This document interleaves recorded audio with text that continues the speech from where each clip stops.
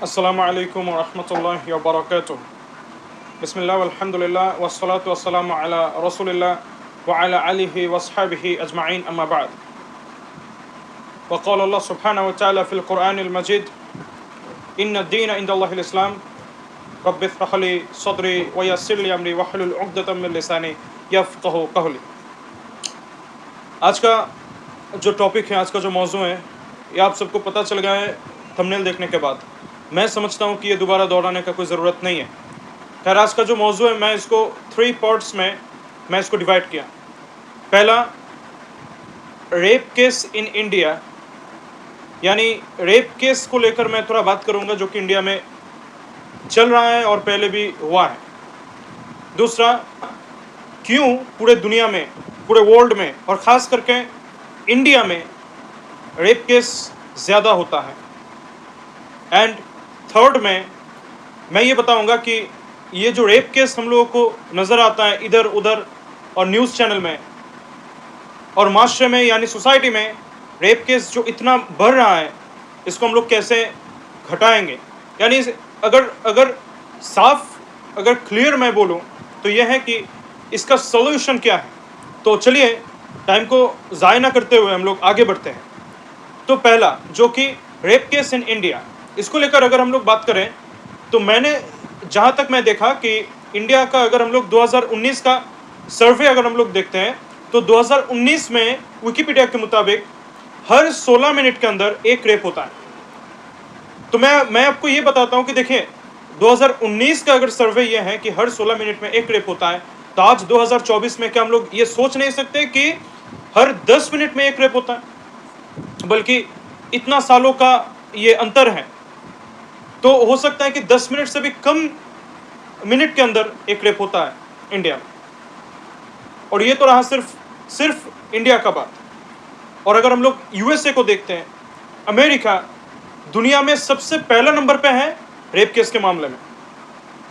पूरे दुनिया में अमेरिका सबसे आगे है रेप केस के मामले में, यानी सबसे ज़्यादा रेप अमेरिका में होता है। यूएसए का जो स्टैटिस्टिक्स हम लोगों को मिलता है, जो कि है 1990 से लेकर 2022 का रिपोर्ट है, 1,33,294 एक साल में यूएसए के अंदर इतना सारा रेप हुआ है। अच्छा, तो इंडिया का जरा केस हम लोग देख लेते हैं कि इंडिया में जो 2005 से लेकर 2022 तक, और ये रिपोर्ट भी 2023 में रिलीज हुआ है, एक साल में यानी पूरे 2022 में 31,516 इतना रेप हुआ है इंडिया में। तो जैसा कि मैंने आपको बोला था कि यूएसए दुनिया में सबसे पहला नंबर पे आता है रेप केसेस में, तो देखिए, ये मैं आपको दिखाया। अगर हम लोग ये ज़रा सोचें कि बिना रिकॉर्ड के कितना रेप केसेस और भी हैं, ज़रा ये आप लोग ज़रा सोचें। यानी कितनी औरतें हैं, कितनी लड़कियां हैं जो कि अपनी इज्जत को बचाने के लिए वो पुलिस स्टेशन में जाकर या फिर किसी सरकारी दफ्तर में जाकर वो केस नहीं करवाती हैं, या फिर उसका जो फैमिली है वो केस दर्ज नहीं करवाता है। तो ये सब तो रिकॉर्ड के अंदर नहीं है। ये सब का सर्वे कौन करेगा? ये सब का सर्वे नहीं हुआ है। यानी रिकॉर्ड के मुताबिक 31,516 है, तो बिना रिकॉर्ड के, यानी जो ऐसा भी हुआ है उन लोगों को भी कैलकुलेट करते हैं। तो ज़रा आप सोचिए कि कितना हो सकता है। और सेम चीज़ हम लोग देखते हैं कि यूएसए के अंदर या फिर पूरे वर्ल्ड के अंदर। देखिए, सब कोई नहीं आता है पुलिस स्टेशन में, सब कोई गवर्नमेंट के पास नहीं जाता ये केस लेकर कि भाई देखो मेरे साथ रेप हुआ है। एक बदतरीन ये जो चीज़ है, जो कि इज्जत को लूटना, ये मेरे साथ हुआ है, आप लोग केस दर्ज करें। सब कोई नहीं करता ऐसा। तो विदाउट रिकॉर्ड बहुत सारा है, लाखों के तादाद में हम लोगों को मिलता है। Can you believe that? Just imagine my brothers and sisters, मेरे भाई और बहन, जरा सोचिए। अच्छा, अब आते हैं कोलकाता, जो मशहूर एक टाउन है, एक सिटी है, वहाँ पर डॉक्टर मौमिता का जो रेप हुआ है, एक 31 साल की लड़की का रेप कोलकाता में हुआ है, जिसको लेकर पूरे दुनिया में हड़ताल मच गया है। देखिए, ऐसा बहुत सारा घटनाएं हैं जो कि इंडिया में हुआ है। मैं आपको एक एग्जाम्पल मैं आपको देता हूं, इसको आप लोग मतलब इसको जस्ट एज एन एग्जाम्पल के तौर पर आप लोग लीजिए इसको। वो ये है कि आसिफा बानो बोलकर एक 8 साल की बच्ची जिसका रेप हुआ था, और उसका पापा, उसका फादर ये बयान देते हैं कि मैं मंदिर को एक सेफ जगह, एक सेफ प्लेस में समझता था, इसीलिए मैं उधर नहीं गया आसिफा को ढूंढने के लिए। ये क्यों बताया गया? क्योंकि उस बच्ची का 8 दिन में 8 लोगों ने मिलकर रेप किया था। कितना बदतरीन ये घटना है। लेकिन देखिए, इसका कोई जस्टिस नहीं है। ऐसा बहुत केसेस है, आप लोग सुने होंगे। देखिए, इसको मैं मैं दोहराता हूं, just I am repeating again that इसको ज्यादा तौर पर मत लीजिए, इसको जस्ट सोचिए, जस्ट इमेजिन, ज्यादा तौर पर मत लीजिए इसको। ममिता का रेप हुआ है, सब लोग निकल गए हैं, रास्ते में रैली कर रहे हैं। तो मेरा ये सब बोलने का मकसद ये है कि जैसा कि the Hindu newspaper, India today, DW.com, ये सब जो वेबसाइट है, ये सब जो न्यूज़ जो रिपोर्ट्स हैं, रिपोर्ट से बताता है कि लगभग 90 केसेस इन अ डे, यानी 90 रेप केसेस एक दिन में होता है इंडिया में। और ये मैं ऑथेंटिक सोर्स में आपको बता रहा हूं, जहां से आप लोग ये देख सकते हैं। देखिए, ऐसा जो हो रहा है, ऐसा क्यों हो रहा है? ऐसा इसीलिए हो रहा है, जो इंडियन कल्चर जो है ये अभी नहीं है। इंडियन कल्चर अभी नहीं है, लगभग खत्म हो चुका है, लगभग खत्म हो चुका है। देखिए, ये बात, ये मेरा जो ये बात है, ये किसी को शायद खराब लगेगा कि भाई ऐसा नहीं बोलो, ऐसा नहीं बोलो, ऐसा नहीं बोलो, लेकिन ये बोलना जरूरी है, because this is the main reason कि ये मेन वजह है इतना रेप केसेस का। ये मेन वजह है रेप, फिर ये जो सेक्सुअल हैरेसमेंट है लड़कियों के साथ, ये मेन वजह है। तो क्या है वो वजह, जरा ये देखते हैं। देखिए, हमारे सोसाइटी में अभी जितना बेहयाई फैल चुका है, आप देखिए बॉलीवुड में, देखिए कुछ साल पहले भी अगर आप लोग देखिएगा तो तब इंडिया में उतना ज़्यादा हॉलीवुड का चर्चा नहीं था। हाँ, लेकिन बॉलीवुड का चर्चा था। बॉलीवुड में जितना बेहयाई है, जो कि बच्चियों के ऊपर असर कर रहा है। फिर आता है सोशल मीडिया के जरिए जितना बेहयाई फैल रहा है, वेस्टर्न कल्चर को फैला रहा है और इसको आम किया जा रहा है, इसको नॉर्मलाइज किया जा रहा है। आज के दौर में हम लोग ये देखते हैं कि एक लड़की खुद को नंगा करना ये प्राउड महसूस करती है। Can you imagine what I am saying? आप देखिए, इंस्टाग्राम में कुछ दिन पहले भी ये एक ट्रेंड पे था कि take screenshot from my video, वो लड़की नंगा हो रही हैं। बहुत ज्यादा, लाखों के आसपास, हजार, कई फॉलोअर्स लेकर बैठे हैं इंस्टाग्राम में, फेसबुक में, यूट्यूब में, खुद को नंगा कर रही है और ये बता रही है कि take picture and send it to my inbox. तो ये ट्रेंड पे है। ऐसा बहुत सारा मिसाल मैं दे सकता हूं, लेकिन ये वीडियो मिसाल देने का नहीं है, बल्कि ये वीडियो कुछ सिखाने का है, कुछ सीखने का है।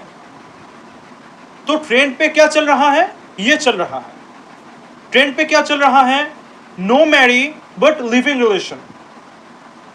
शादी नहीं, लेकिन आपस में एक डील बनाते हुए एक मर्द और एक औरत साथ में जिंदगी बिताएगा, लिविंग रिलेशन, शादी नहीं। तो ये सब चर्चा ज्यादा हो रहा है।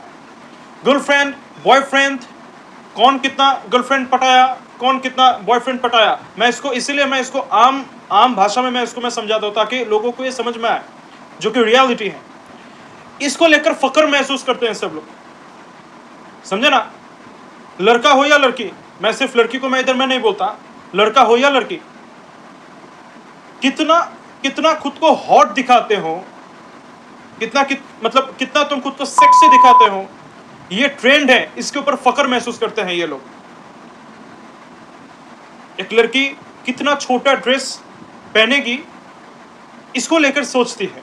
अगर कोई फेस्टिवल आए, उसमें उसका पहला सोच ये है कि भाई एक ऐसा ड्रेस जो कि मैंने बॉलीवुड में देखा है, मैंने किसी सेलिब्रिटी को मैं पहनते हुए मैं देखा, और एक लड़का वैसा ही सेम सेम, कैसे मैं उसको मैं अट्रैक्ट करूं मेरी तरफ। सब ये सोच में पड़े हुए हैं। तो ऐसा सोच कहां से आ रहा है? ऐसा सोच ये बेहया जो सोशल मीडिया है, ये बेहया जो बॉलीवुड टॉलीवुड जो मूवी इंडस्ट्रीज है, ये सबसे ये आ रहा है। और सेलिब्रिटी जो है उनसे ये सोच आ रहा है।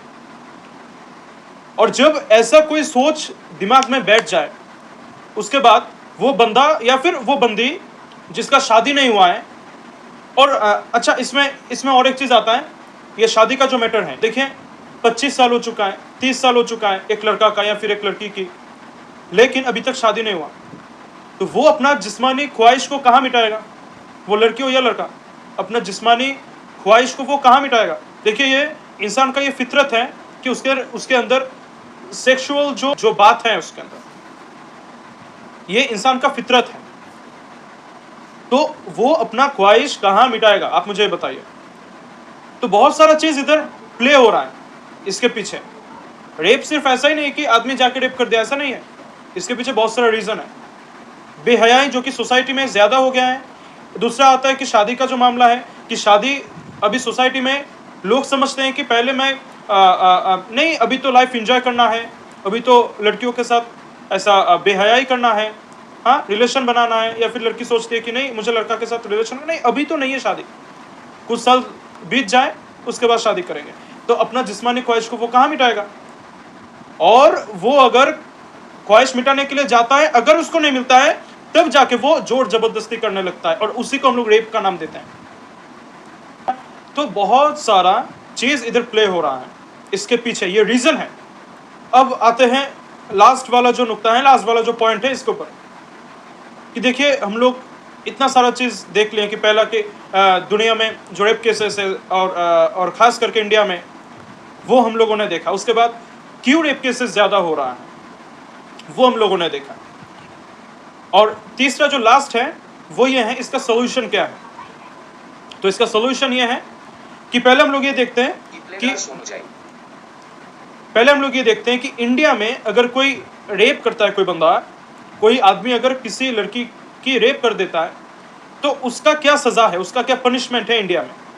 क्योंकि ये खास करके इंडिया को लेकर मैं ये वीडियो बना रहा हूं। इंडिया में क्या है उसका पनिशमेंट? सेक्शन 376 के मुताबिक ये पनिशमेंट है कि उस बंदा का, यानी उसको 10 साल से ज्यादा, लेकिन 10 साल से कम नहीं, 10 साल से ज्यादा उसको जेल में बिताना पड़ेगा। बस इतना ही सजा है। इससे क्या जस्टिस मिलता है? आंसर दीजिए मुझे, इससे क्या जस्टिस मिलता है? एक आदमी किसी लड़की का रेप कर दिया, उस लड़की का क्या क्या नुकसान हुआ देखिए। पहला फिजिकली, दूसरा उसका इज्जत का, तीसरा उसका फैमिली में अगर कोई उसका फादर है, उसका भाई है, उसका माँ है, उन लोगों में से अगर कोई ज्यादा हर्ट हुआ, हो सकता है कि वो जाके सुसाइड कर ले या फिर कुछ भी।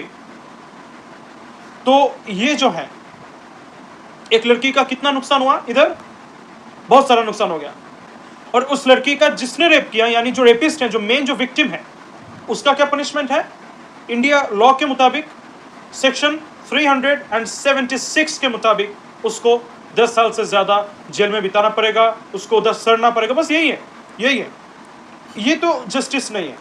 हम लोग जितना भी चिल्लाए कि जस्टिस चाहिए, वी वांट जस्टिस बोलकर जितना भी हम लोग चिल्लाए, रैली कर रहे हैं, लेकिन जस्टिस नहीं मिलेगा। सही जस्टिस, मैं सही बात करता हूं, इस सही तरीके का जो जस्टिस तुम चाहते हो वो नहीं मिलेगा। तो जस्टिस कहां है? ये लास्ट वाला जो पॉइंट है वो ये है कि इस्लाम क्या कहता है रेप केसेस को लेकर और रेपिस्ट को लेकर। देखिए इधर और एक चीज गौर करिए, इधर बड़े बड़े न्यूज चैनल में टीआरपी लेने के लिए हर एक मौजू के ऊपर बड़े बड़े लाइव स्ट्रीम करते हैं।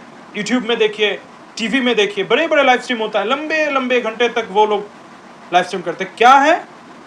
चलो ये मौजू है, क्या कहता है इस्लाम, क्या कहता है इस्लाम। इस्लाम को बदनाम करने के लिए न्यूज चैनल लोग क्या करते हैं, क्या कहता है इस्लाम। तो आइए ना, तो हम लोग भी ये देख लेते हैं ना कि जब पब्लिक जस्टिस के लिए तरस रहा है, जब ये दुनिया जस्टिस के लिए तरस रहा है, तब इसी चीज को अगर हम लोग इस्लाम के पॉइंट ऑफ व्यू से अगर हम लोग देखें तो ये क्या गलत हो जाएगा? नहीं, गलत नहीं होगा, बल्कि हम लोग इसको क्यों नहीं देखेंगे इस्लाम के पॉइंट ऑफ व्यू से। आइए हम लोग इसको भी देखते हैं कि इस्लाम के पॉइंट ऑफ व्यू से एक रेपिस्ट और एक रेप केस का क्या सजा है और क्या सोल्यूशन है। तो मैं कुछ नहीं बोलूंगा इसके ऊपर। देखें, आप लोगों को शायद ये लगता होगा कि भाई ये तो तुम बोल रहे हो, लेकिन इसका क्या ऑथेंटिसिटी है। तो मैं ये चाहता हूं कि मेरा अकेला का बात इधर ना आए, बल्कि बहुत जो इस्लामिक स्कॉलर है, जो इस्लामिक स्पीकर है, जो जाने माने इस्लामिक स्पीकर हैं, जो जाने माने जो इस्लामिक स्कॉलर्स हैं, मैं उन लोगों को मैं इधर में दिखाता हूं सेम मौजू के ऊपर कि एक रेपिस्ट का सजा इस्लाम में क्या है। और एक चीज मैं आपको बोल दूं, इसीलिए मैं इस्लामिक पॉइंट ऑफ व्यू में इधर दिखा रहा हूं, क्योंकि इस्लामिक लॉ को लेकर, यानी शरिया को लेकर, शरिया लॉ, इसको लेकर इंडिया में बहुत ज्यादा यानी वो लोग चर्चा करते हैं इस्लाम को बदनाम करने के लिए कि देखो इस्लामिक शरिया जो है वो इतना गलत है, वो ये करता है, वो करता है। तो आइए ना, ये हम लोग देखते हैं कि इस्लामिक शरिया असल में क्या जस्टिस दिलाता है या फिर नहीं। आइए, तो ज्यादा देर ना करते हुए चलिए स्क्रीन पर अपना नजर रखिए। मैं अभी दिखाता हूं एक के बाद एक इस्लामिक स्कॉलर्स और स्पीकर्स का क्या कहना है, इस्लामिक लॉ, इस्लामिक शरिया क्या कहता है रेपिस्ट का जो सजा है इसके ऊपर, और रेप के ऊपर जो पॉइंट ऑफ व्यू है। ठीक है, तो आप लोग स्क्रीन पर नजर रखिए। इस्लाम की शरीयत ये कहती है, अगर कोई शख्स किसी औरत का बलात्कार करता है, उसके लिए है सजाए मौत। गैर मुसलमान कहेंगे सजाए मौत 21वीं सदी में। कितना बेदर्द मज़हब है इस्लाम, कितना बेरहम मज़हब है इस्लाम। लेकिन जब मैं ये सवाल गैर मुसलमानों से पूछता हूँ, और हज़ारों गैर मुसलमानों से पूछा हूँ कि मिसाल के तौर पे अगर अल्लाह ना करे, खुदा ना करे, कोई आपकी माँ का बलात्कार करता है और वो बलात्कार करने वाले को मैं आपके सामने ले आता हूँ और आपको जज बनाता हूँ, आप क्या सज़ा देंगे उसे? 100% गैर मुसलमानों ने कहा कि मैं उसे सजाए मौत दूंगा। कुछ गैर मुसलमानों ने कहा मैं उसे तड़पा के मारूंगा। तो कौन आपकी वालदा का बलात्कार करता है, ज़िना बिल जब्र करता है, आप कहते हैं कि सजाए मौत। किसी और के वालदा का बलात्कार कोई करता है, आप कहते हैं सजाए मौत गलत है। वाई दी डबल स्टैंडर्ड्स, दो तरफा क्यों? इसको रेप कहते हैं हमारी जबान के अंदर, है ना। अगर इज्जत पर हाथ डालता है तो उसके लिए इस्लाम कहता है, जामे तिरमिज़ी की रिवायत है, जो शख्स किसी औरत की इज्जत पर हाथ डाले, रेप करे उसका, वो वाजिबुल कत्ल है। क्यों? ऐसा लगता है यार कितना जुल्म हो रहा है। जिसके साथ ये होता है ना, उससे पूछिए वो क्या चाहता है उस आदमी के बारे में, है ना। वो तो कहेंगे 10 बार जिंदा करके इसको 10 बार मारना चाहिए, इसलिए ऐसा किया। तो इस्लाम ये कहता है कि एक औरत की इज्जत पे हाथ डालना, ये पूरे इंसानियत की इज्जत पर हाथ डालना है। लिहाजा ऐसे शख्स, ऐसे दरिंदे को दुनिया में रहने का इस्लाम नहीं देता है किसी का। ये जीना बिल जब्र इसको कहते हैं अरबी में। और वो जीना, वो 80 लैशेस 100 जिसको मिलते हैं, वो कोई रजामंदी से करे तो भी हो, क्योंकि उससे बुराई फैलती है। ये कोई अगर जबरदस्ती करे उसे मार दिया जाता है, और औरत पर कोई इल्जाम नहीं आता है। सिर्फ उसे एक बार कोर्ट ऑफ लॉ में गवाही देना उसके साथ क्या हुआ, और उसके बाद वो आदमी गया रेपिस्ट। और अल्हम्दुलिल्लाह इस्लामी कानून जहां भी आज लागू है, विद इन 7 डे उसको एक्सिक्यूट कर दिया जाता है। रेपिस्ट 7th डे एक्सिक्यूट कर दिया जाता है। मेरा अगला सवाल इसी से है कि अगर किसी औरत का रेप हो जाता है, उस कंडीशन में रेपिस्ट को क्या सजा मिलती है इस्लामिक नजरिए से? देखिए, इस्लाम तो बहुत सख्त सजाएं देने के लिए कहता है, क्योंकि इस्लाम में रजामंदी से अगर कोई जिना कर लेता है, उसको ही पसंद नहीं किया गया, तो ये तो जिना बिल जबर है।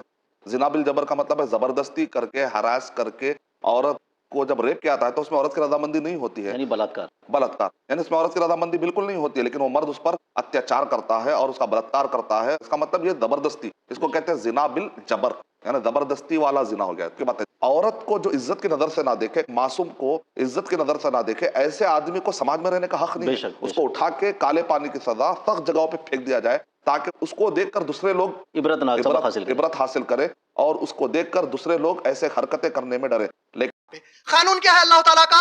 सूरह माइदा सूरह नंबर 5 की आयत नंबर 33, आयत नंबर 32 हम लोग कई बार कोट करते हैं नॉन मुस्लिम्स के सामने। अल्लाह ताला उसमें बोले कोई मासूम का कत्ल नहीं करना, बोले अल्लाह ताला तुम मासूम की जान बचाए तो अल्लाह की नजर में इंसानियत की जान बचाए, तुम मासूम का कत्ल करे तो इंसानियत का कत्ल करे।